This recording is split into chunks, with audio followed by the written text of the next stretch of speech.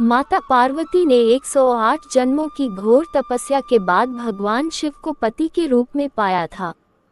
मां पार्वती का भगवान शिव के प्रति अगाध प्रेम था।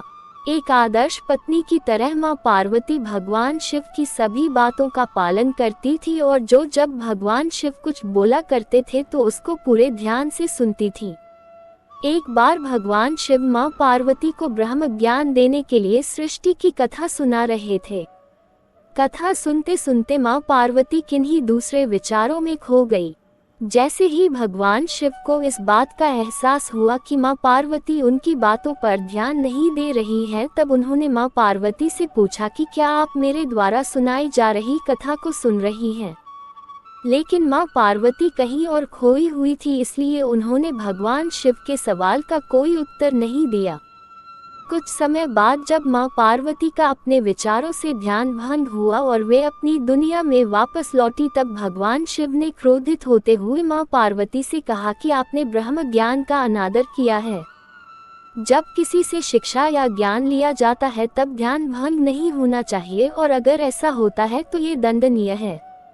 इसके बाद भगवान शिव ने दंड स्वरूप मां पार्वती को श्राप दिया कि अब आपका जन्म किसी मछुआरे परिवार में होगा। मां पार्वती को अपनी गलती का एहसास हुआ, पर तब तक काफी देर हो चुकी थी और भगवान शिव उनको श्राप दे चुके थे। अब दुख में डूबी हुई मां पार्वती मछुआरों के एक गांव में पहुंची। इस गांव के मुखिया की कोई संतान नहीं थी। एक दिन वो मछली पकड़ने के लिए तालाब जा रहा था, तब उसको रास्ते में एक पेड़ के नीचे एक कन्या बैठी हुई मिली, जो कि वास्तव में कन्या के रूप में मां पार्वती थी। वह नन्ही कन्या पूरी तरह से वहां अकेली थी, उसके साथ कोई भी नहीं था। तब मछुआरे ने इस घटना को प्रभु की कृपा समझा और उस नन्ही कन्या को अपने साथ अपने घर ले आया। मां पार्वती उसी घर में कन्या के रूप में रहने लगी। इस तरह मां पार्वती को अपना एक जन्म भगवान शिव के श्राप के कारण मछुआरे के घर में काटना पड़ा। ये थी माता पार्वती और भगवान शिव की कथा।